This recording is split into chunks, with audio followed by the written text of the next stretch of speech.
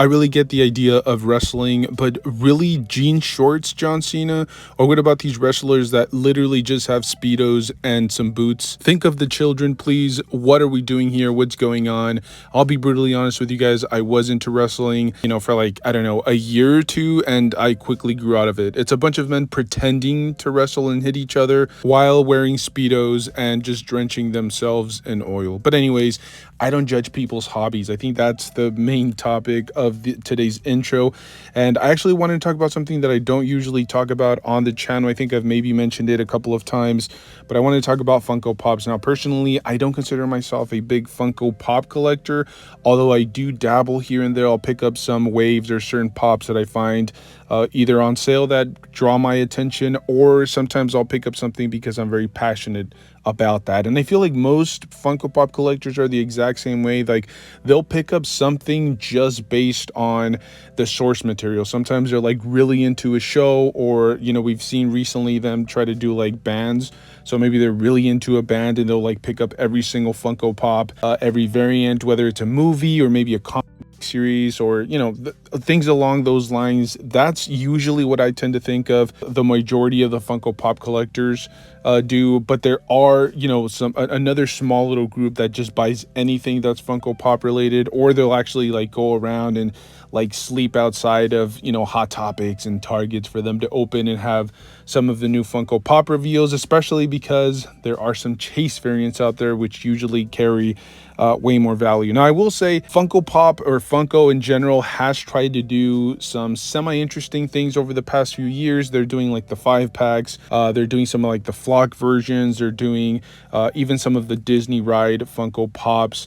They're doing the 10-inch ones. I know recently they've done some pretty cool things where they're actually posing their Funko Pops.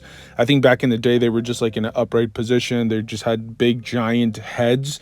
And now we're starting to see something a little bit different, where like Spider-Man will have Spider-Man poses, maybe Superman is like in a flight stand, so on and so forth, whether it's like X-Men characters as well.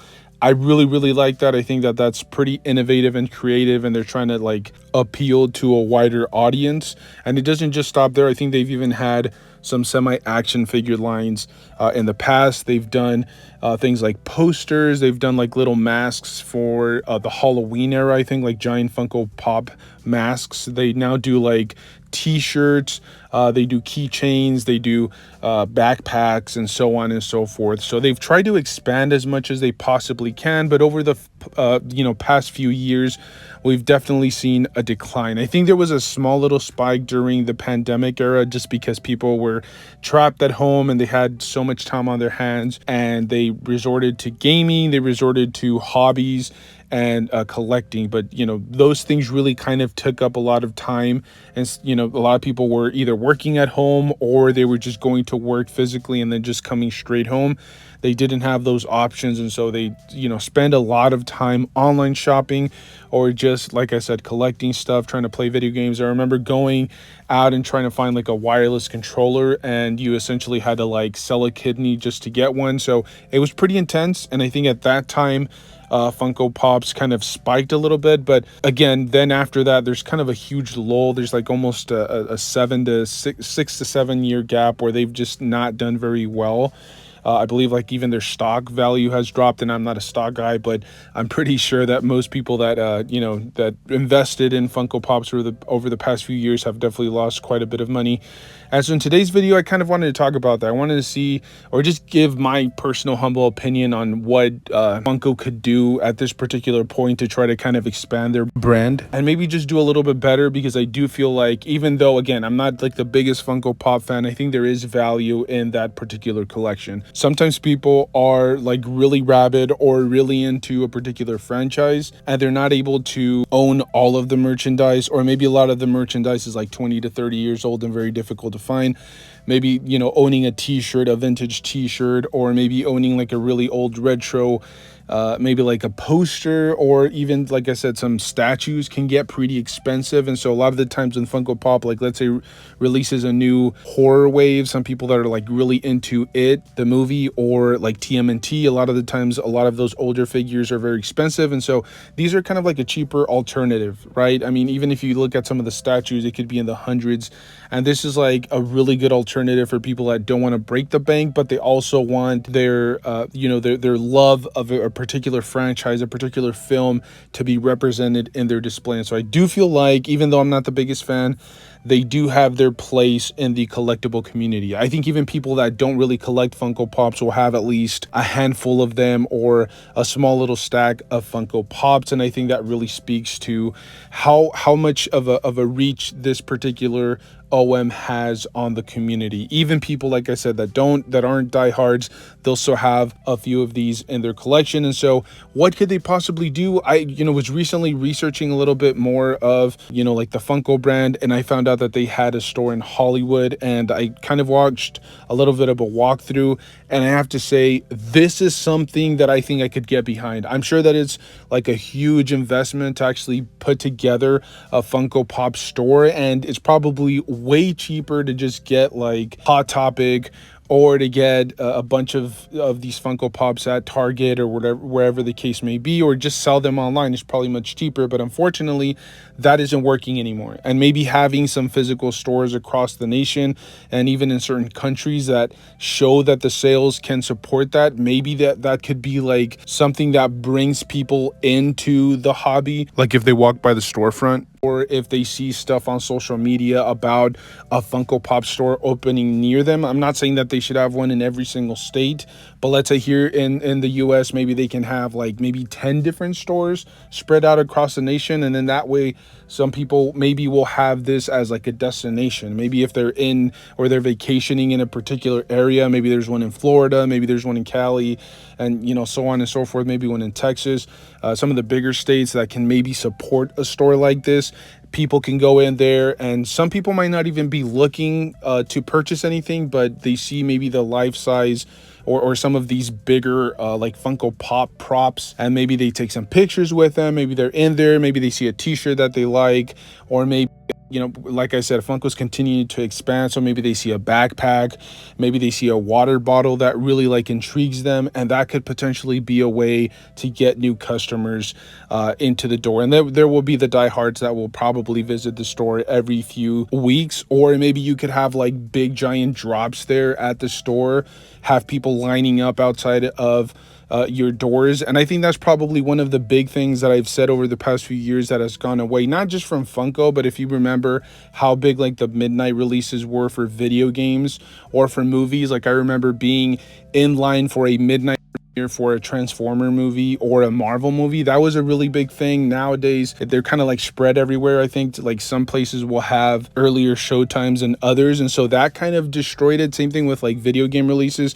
A lot of people just get them digitally now, and I think that really kind of has hurt the brand overall. Not just, like I said, not just Funko, but a lot of these other big companies that kind of relied on that to get the word of mouth out. Like I remember there being like news coverages over Funko Pop reveals, and people lined up outside of stores. We see that nowadays every now and then. Like I remember there was quite a bit of demand for like sports trading cards during the pandemic, and then don't even get me started on the whole Pokemon card epidemic that was happening at the time. But I think that kind of drives the brand a little bit more. It gets people to look at social media. There's potentially people, like I said, lined up outside of the stores, camping out there, essentially not having lives. But that really kind of drives the brand into people's minds. I remember there are people like getting interviewed outside of the stores and getting asked about how long they'd been waiting outside, and all of that gives it a name, it gives it publicity, and it gets the brand drilled inside of people's minds. And I think that that's something that, like I said, they could potentially benefit from. Another big one, and this is coming from somebody that has a tiny little reptilian brain. It's the size of a tiny little peanut. Okay, I don't consider myself like a business savant or anything, but I definitely feel like the fact that they decided, and I think this is kind of like a two-parter, but essentially the fact that they decided to flood the market with Funko Pops and they were competing against themselves and they didn't pace themselves. I think that was a huge downfall. That was a huge issue for Funko. And so I feel like if they scaled back just a little bit, they wouldn't do that, right? Like the consumer shouldn't go to the store and have to decide which Funko Pop. Let's say there's 100 and they can only collect, let's say 50 a month. They shouldn't have to decide. You should be able to narrow it down to the point where they don't have to pick up that many Funko Pops or pick up that much merchandise. What you want to do is to have a nice round number that people can continue to come back to you for. And unfortunately, because the market was so flooded and there were so many different Funko Pops being released all at the same time, a lot of people either missed out on certain characters and they couldn't come back around to pick them up, or they just sat on store shelves and then eventually they ended up on clearance. And that goes even further to say that a lot of the OM or a lot of the retailers are not going to trust the OMs anymore, right? Like back in the day, Target, Walmart, Amazon, they were lining up to get their store exclusives. They were lining up to get just boxes and boxes filled with Funko Pops from Funko. And now, because of there being such a huge decline in sales, they're probably going to be very weary about how many different Funko Pops they're willing to jump in on, especially because of them. A lot of these are going to end up on the clearance aisle. I think they're going to lose trust in the brand itself, and that could potentially have some really long-term ramifications, and it could really hurt Funko in the foreseeable future in terms of sales. Another big point of emphasis, and this is something that I don't feel like a lot of people talk about, it's just the fact of how many different characters you get per franchise. And I feel like I think I remember there being a quote somewhere about Funko's CEO saying that they're not gonna cherry pick through the franchises. They're just gonna give like as many different characters from a film or from a video game as they possibly can. But I think that's a huge mistake. I think you should just stay with the core members of each franchise. Like, do we really need to go that deep into TMNT? I feel like we should just get like the 4 main TMNTs, and you'll have some variations here and there, but just the main 4 TMNT characters, maybe a Shredder, maybe a Splinter in there. But do you really need to go that deep? Do we need an April O'Neil in Funko Pop form? Because there might be a lot of people that will only pick up those 4 characters and then they'll forget about the rest, and the list goes on with that. I mean, it's not just for TMNT. I just used it as an example, but I do feel that it would be better for you to be more selective with which characters you're going to pick out from every single franchise. I don't feel like you need to dig that deep or give the fans a really big deep cut, because essentially not everybody is going to be a completionist and not everybody has the same budget. There will be people that maybe just pick up like a Batman and a Superman, a Green Lantern, and a Wonder Woman, right? Like aside from that, I don't think they're going to jump that deep into like the Flash movie, for example, which had Funko Pops manufactured based on the film. Do we really need that many variants of, Flash? Do we need that many variants of Michael Keaton's Batman? There was like an unmasked version. There was a masked version. There was a glow-in-the-dark version, and so on and so forth. There's a lot of like these tie-dye style Funko Pops.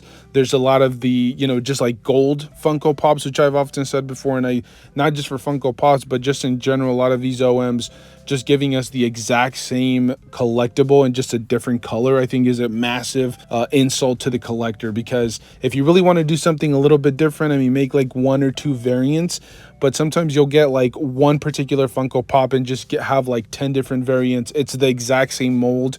It's the exact same plastic, the exact same pose.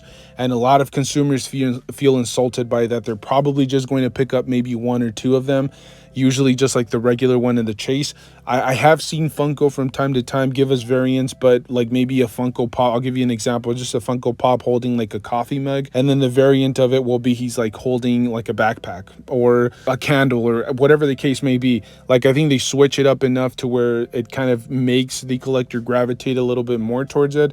but more often than not, I think they're losing a lot of the consumers over just the sheer amount of variance, just the sheer amount of deep cuts that the consumers are getting. And it's also worth noting that a lot of the people, and I hate to insult people this way, but a lot of the collectors that are picking up Funko Pops just the same way as comic books, just the same way as trading cards, they're looking at value. They're looking at long-term investments. And so a lot of people will pick up Funko Pops looking for those Funko Pops to like gain value as time goes by. And unfortunately, that's not very good if you're flooding the market. That's just not a good look if your Funko Pops are going on clearance. So a lot of these people that were using Funkos as an investment are definitely going to think twice about it. I mean, why spend all this money trying to invest on Funko Pops when they're mass producing them at a level that people can't keep up with? And not only that, there's going to be like 1,000 different variants for this particular Funko Pop. It's going to be very difficult to see which one goes up in value,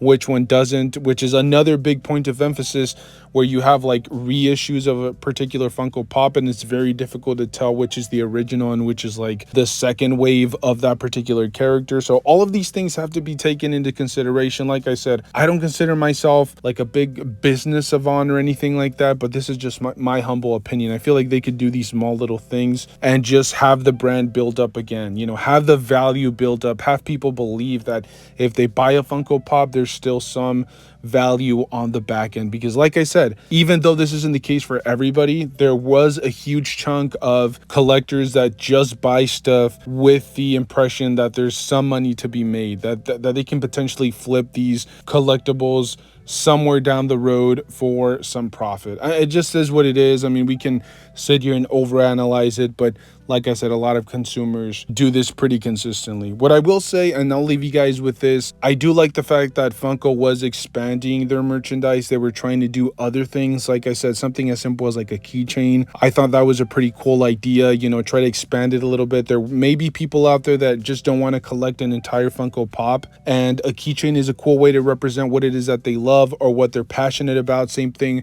with the pins, even though I think those were ridiculously overpriced for a long period of time, but that's another good way of going. They do have like the little Funko Pop minis now, which are kind of catching on a little bit, but it's just another way of people picking up something that they feel passionate about. The backpacks, I think they even had like Funko Pop shoes and socks at one point. I like the shirts as well. I've often even floated around the idea of having like Funko Pop, like actual Funko Pop action figures, not just a Funko line of action figures, but like an actual articulated Funko Pop. I'm not sure if they could do that with every single license, but I know they have like their own mascots, like the Freddy Funko Pop character, which I think they own. They could do something like that, just an articulated figure with a big giant head. I mean, I don't know if it's completely feasible. I don't even know if that makes sense, but like I said, I love the fact that they were expanding. They were trying to give us some pretty innovative product. Like I said, some of like the 2-packs, the 5-packs. I know they even had like the Disney rides, and they even have some other Funko Pops that you can actually buy separately and then put together to form something. I think they had that for the Guardians of the Galaxy not too long ago. But like I said, just kind of do something a little bit more to where you're not just getting all of your profit from Funko Pops. There are other things that can still get you through some really rough times, even if the Funko Pop line isn't doing as well. But again, this is just my humble personal opinion. I don't want to take too much time rambling on about Funkos. I will say I like the line. I think it has its place. I don't consider myself a heavy collector. I maybe buy like 10 a year, if that. There are some years where I kind of go a little bit heavier, but anywhere from like 10 to 20, I think is a good solid number for me. And I think most collectors will dabble here and there. If there's a character that they're really fond of, or if they find some for a really good deal, they'll usually pick them up. But I'm very curious to see what you guys have to say. What do you guys think about the Funko Pop line?